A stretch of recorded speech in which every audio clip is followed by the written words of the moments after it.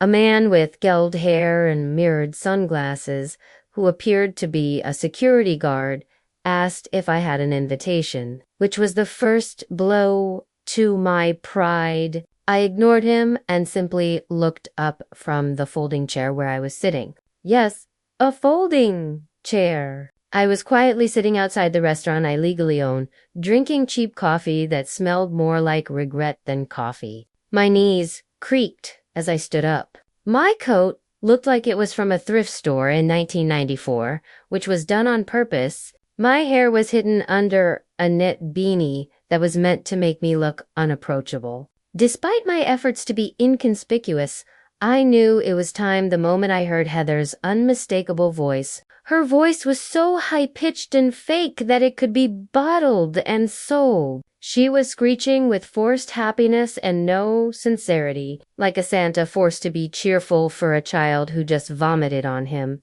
"This is the most iconic night of my life," she screamed, and the crowd inside cheered as if they were at a cult baptism. I was already in the middle of my planned performance, which I had been preparing for weeks. Every detail was important, from my outfit to the timing to the moment she would choke on the fake glitter she seems to breathe. They don't know that Heather thinks I'm broke and that I sold the velvet olive years ago after my mom passed away. I let her believe it. I let her laugh at my thrift store shoes at Thanksgiving and call me emotionally unstable in front of my dad's lawyer. I played the part of the sad sister who never recovered, a story she loved, and that helped her sleep better at night. She had no idea I had bought back the deed 6 months ago with cash.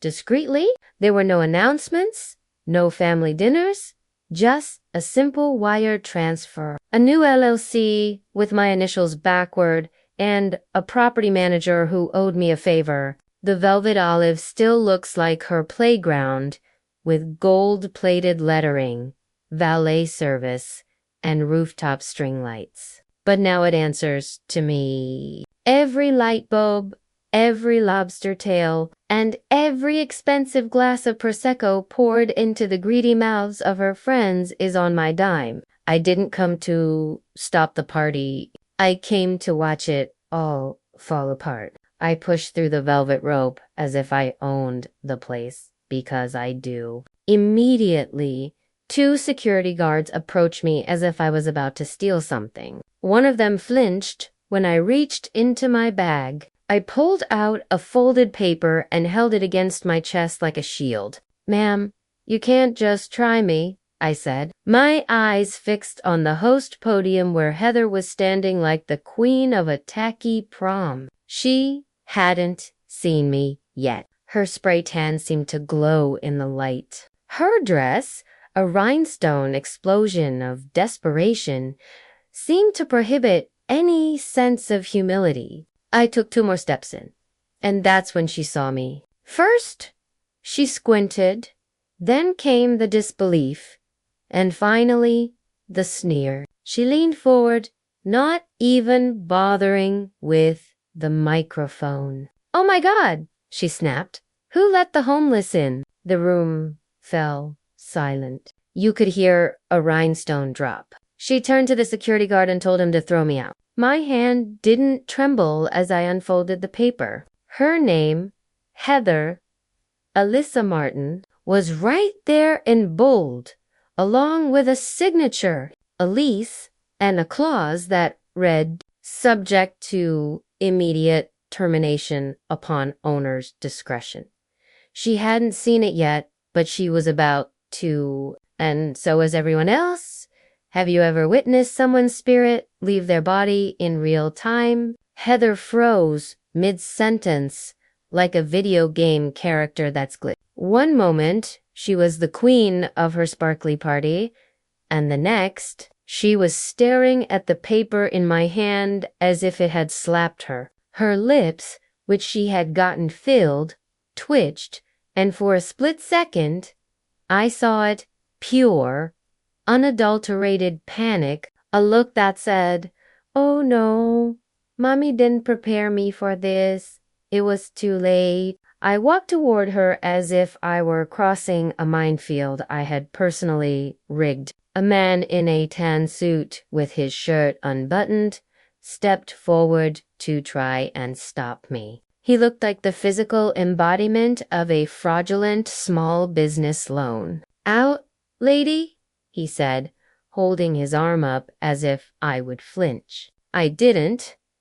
Instead, I smiled. "Have fun, crypto cowboy," I mumbled, walking past him as if he were nothing. The guests were all staring now, slowly taking out their phones. It was the tense silence before a fight breaks out, where everyone is too polite to admit they want to see blood. Heather's champagne flute tilted in her hand. "You're embarrassing yourself," she hissed, her voice low and venomous. "You don't work here anymore." "No," I said, now just a few feet away. "I own here." And I held up the deed, right above my head, nice and slow, like the Statue of Liberty with a torch made of gasoline-soaked paperwork. She didn't read it at first, trying to laugh it off, but her eyes kept darting back to the header, then lowered to the LLC name, and finally to the legal, notarized, and effective immediately. "You forged this," she croaked. "I wired the money discreetly months ago." "You didn't notice because you were too busy taking pictures of yourself." Someone in the crowd snorted. Another guest whispered something to their friend that made them gasp. Phones were definitely recording now. My favorite waiter, Jason, peeked around the bar with the kind of grin you wear at a funeral for someone you secretly hated. "But no, you can't," Heather stammered. Her arm shot out toward the DJ booth. "Jason, cut the music." Jason just stared at her. I turned to the crowd and raised my voice just enough. "Attention.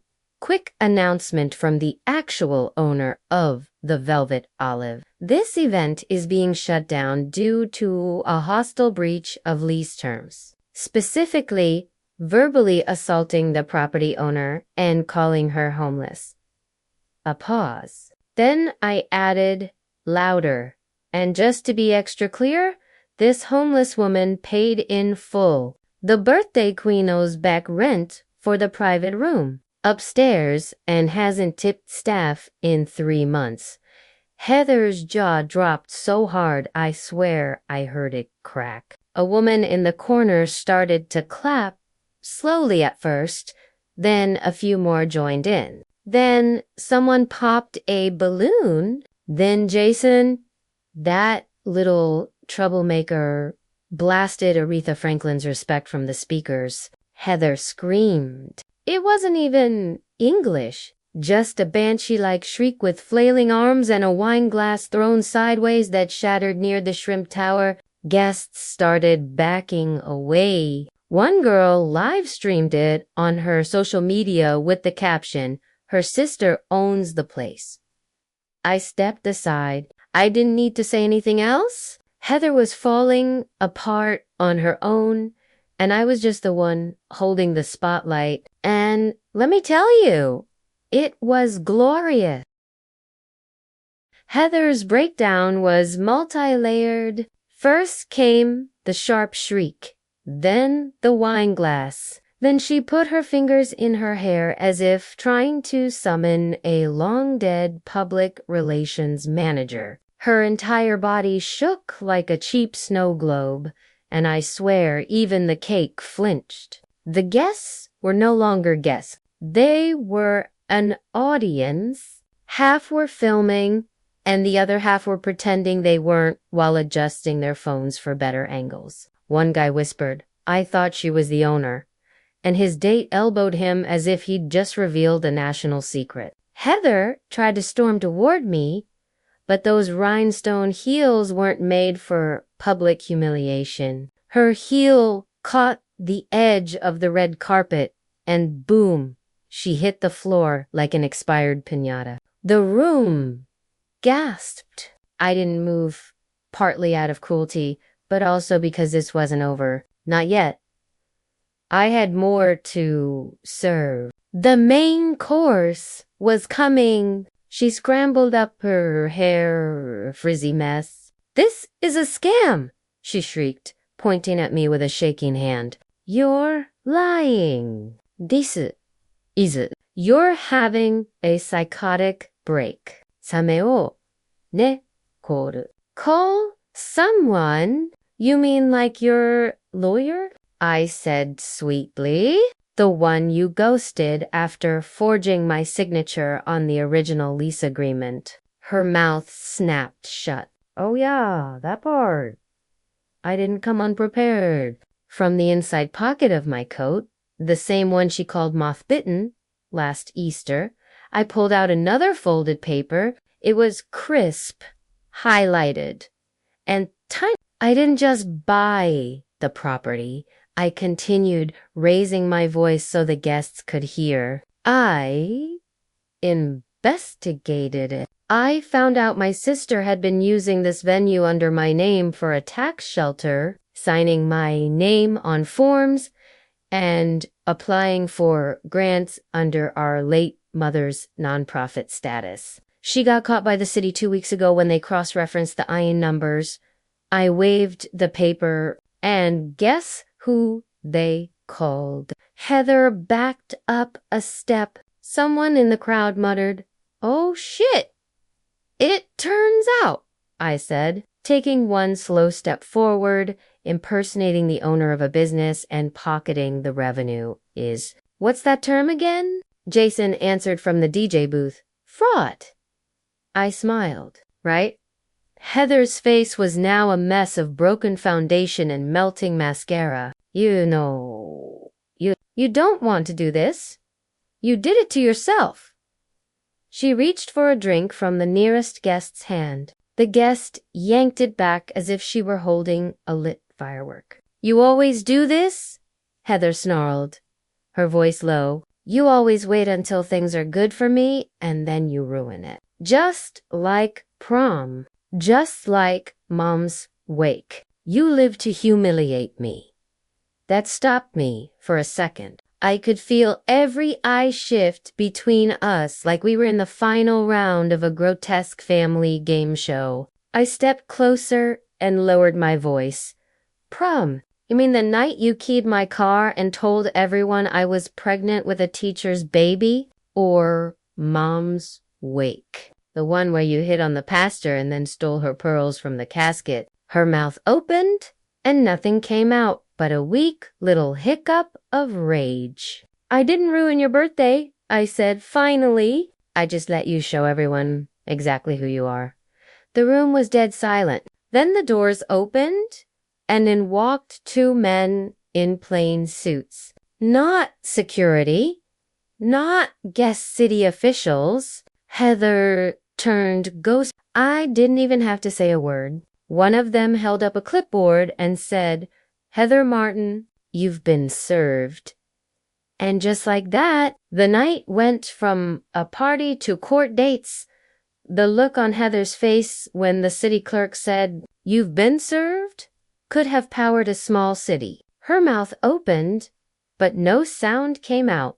Just a high-pitched wee, like a balloon losing air in slow motion. Her spray tan visibly faded by the second, as if her skin cells were trying to escape. On what grounds? She finally sputtered, grabbing at the clipboard. She scanned the first page and let out a little gasping hiccup. The kind you make when you realize a test wasn't multiple choice. Unlawful impersonation of ownership, falsified lease documentation, misuse of charitable status, back taxes, noise complaints, and operating without a valid liquor license.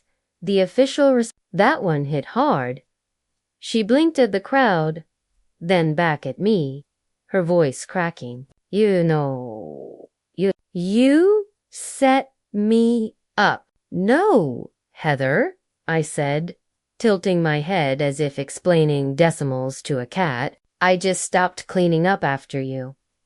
A guy in a man bun near the fondue station clapped. One clap, then a few others joined in because no one knew the rules anymore, and chaos loves company. Heather made a noise somewhere between a sob and a growl. Her hands trembled as she fumbled through her glitter clutch and pulled out her phone.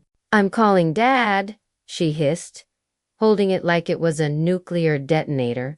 "Good," I said. "He's the one who gave me the down payment." That shut her up. Dead silence again, but colder. It turns out dear old Dad got tired of funding her influencer cosplay and quietly backed my repurchase of the restaurant. He said he was sick of watching her burn cash and bridges and that it was time someone in the family acted like an adult. I didn't rub it in, okay?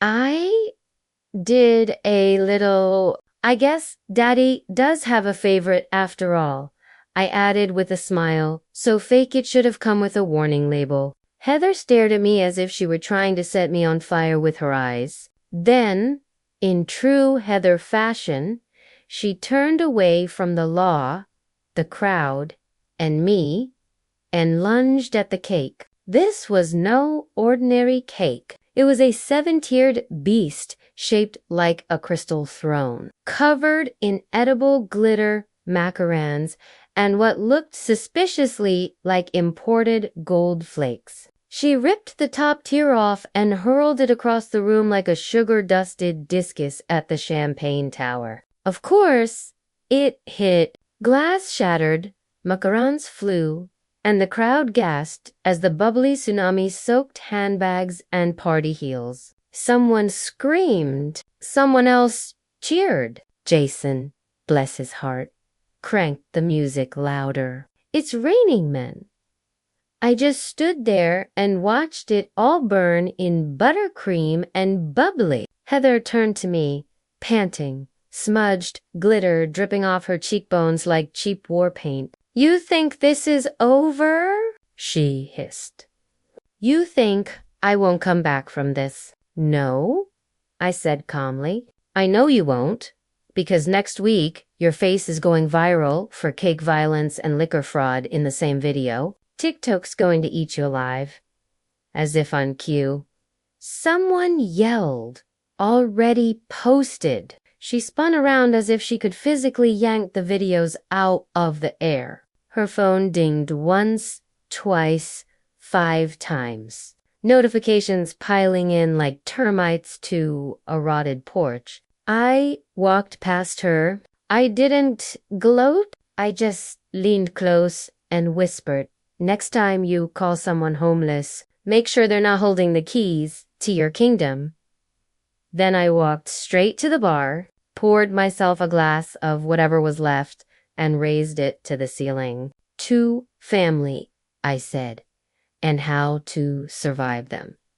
Cheers echoed back. Heather's scream was the last sound before the power shorted from champagne in the AV wires. Total darkness except for the flashes of phone cameras capturing the death of a queen in real time. It took 10 full seconds for the emergency lights to flicker on.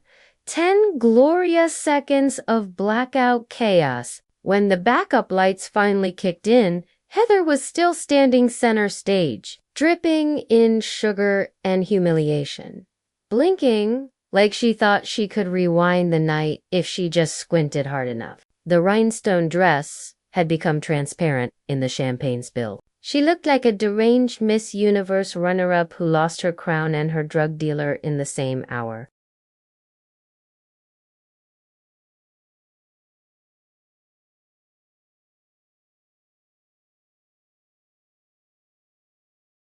I was still at the bar, sipping my lukewarm Prosecco, watching her with the same calm you reserve for a wildfire after it's already burned down the house. I didn't need to say another word. The room was saying it for me. Every whisper, every side-eye, every phone held high enough to catch her final, glitter-soaked collapse. But Heather wasn't done. Oh, no.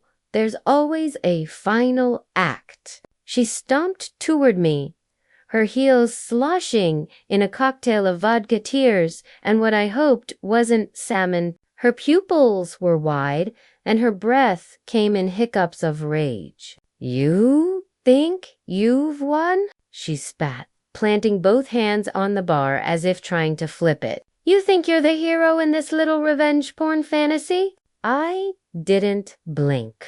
"I think you just threw a $4,000 cake at a champagne tower like a toddler with a vendetta. You humiliated me," she screeched. "You hired yourself a DJ, a fake PR team, and 2 Instagram models to stand near the photo wall." I just turned on the lights. "You don't know what it's like to build something," she barked, jabbing her finger toward the soggy wreck of the party. "I made this brand. I made this night." "You made a circus, Heather," I cut in, quiet but sharp, and forgot that the tent was pitched on someone else's land. She blinked. For a moment, I thought I saw it clarity, a sliver of truth splitting through the fog of ego. But no, she shook it off like a wet dog and pulled her trump card. "I'm suing you," she hissed. "Defamation, harassment, property damage. I'll tell the city you forged everything. You'll lose the restaurant. You'll lose everything." I laughed, a full-bellied, deep laugh that stopped a server's mid. "Great," I said. "Then I'll finally get a break. Maybe take a cruise, read a book." She narrowed her eyes. "I have copies of every lease you altered."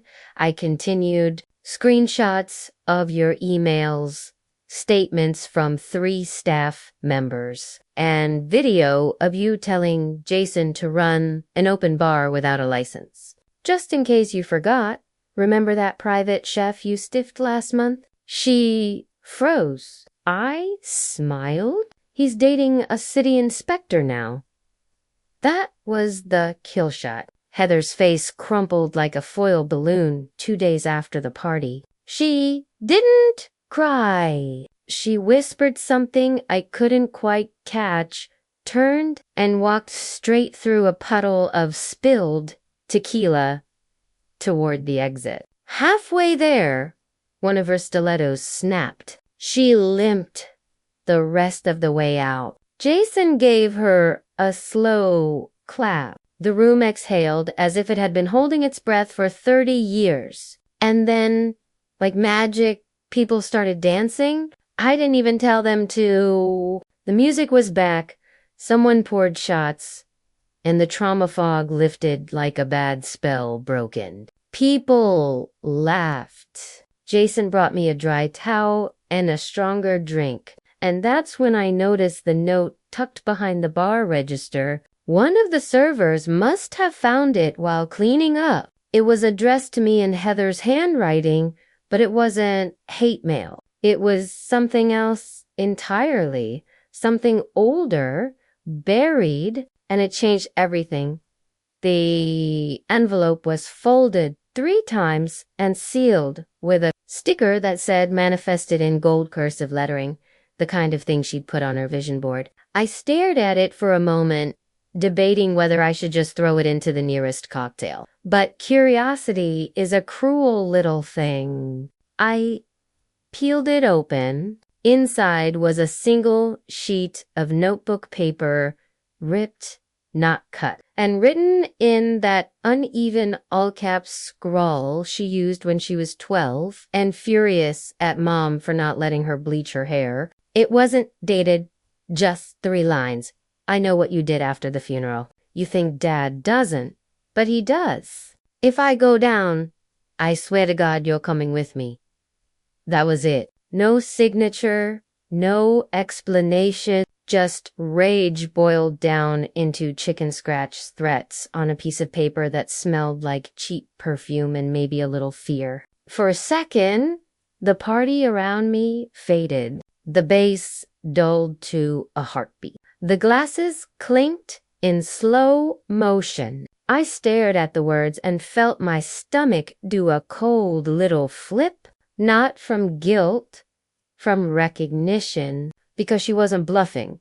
Not entirely. After the funeral, yeah, I did something. And no, Dad didn't know. Not exactly. But Heather must have been nosy. Maybe she even saw a name or two on the paperwork I thought I had burned. The problem with secrets isn't keeping them, it's who's holding the other half of the match. I folded the note slowly, tucked it into my jacket, and poured myself another drink with hands that were too calm for what was circling in my brain. Jason raised an eyebrow. Everything okay? I nodded, just leftovers. But my head was already spinning, because Heather might have just lost the battle, but this note, it meant she had been playing a much longer game, a game I didn't even know I was in.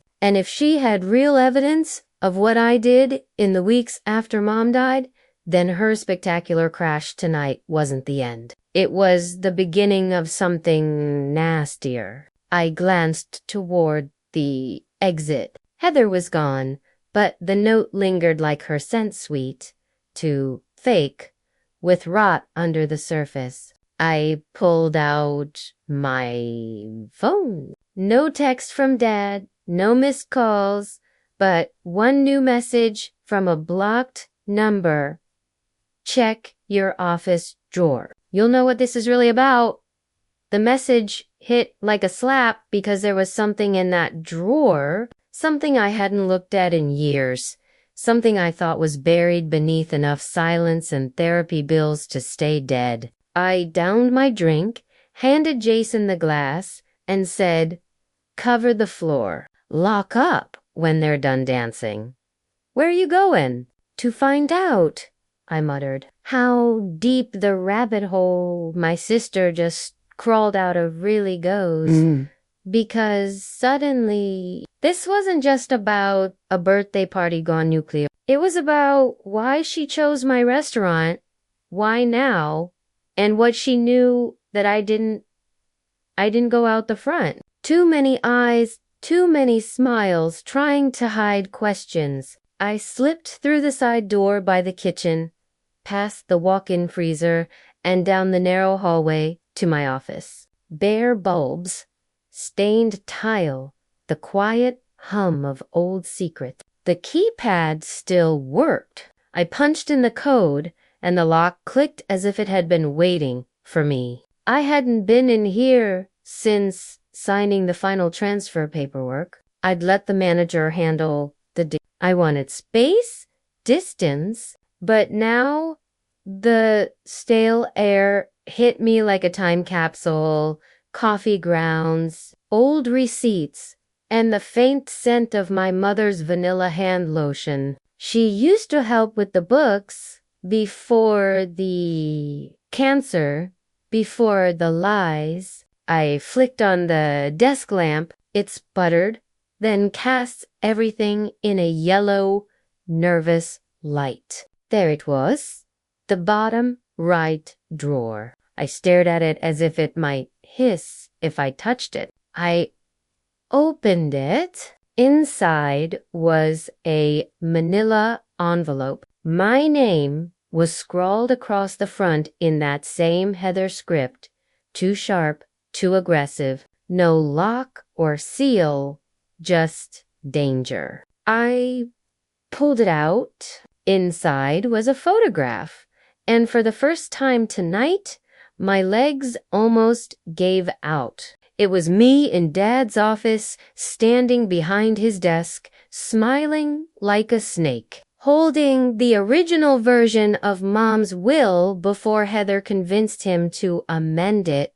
before the clause disappeared. The clause that said I was the sole beneficiary of the restaurant, not both of us. The clause that got lost in the haze of grief and signature-forging lawyers. There was also a flash drive and a sticky note. Thought you shredded the footage. Oops. I dropped into the office chair, my heart slamming against my ribs like a prisoner in a locked cell, because I had shredded the footage. Or so I thought. After the funeral, I stayed late at Dad's house. He was passed out drunk. Heather had gone full Marie Kondo, trying to declutter grief like it was an aesthetic. I found the will, the real one. I took it, scanned it, hid the original in a safe deposit box downtown, then shredded the second version she had Dad sign while he was sedated. I knew she'd messed with it, but I couldn't prove it until now. The only thing was, if she had footage of me holding the real will, that meant she'd had eyes on me even then. Cameras, maybe, or someone feeding her intel, someone I trusted. My stomach turned. I plugged the flash drive into the office laptop. It worked like it hadn't been touched in years. The screen flickered, then played. Not just the will, not just me. It was a full video, time-stamped clear as day, showing me switching the documents, and worse, in the corner of the screen, just barely visible in the hallway mirror, was Heather watching, smiling, recording it all on her phone. She knew. She had always known. And she had waited 4 years through birthdays, feiku aparogis or crocodile tears at Mom's memorial. All of it was a performance because she wasn't just here for a party. She came back to cash in. Blackmail? Maybe. Revenge?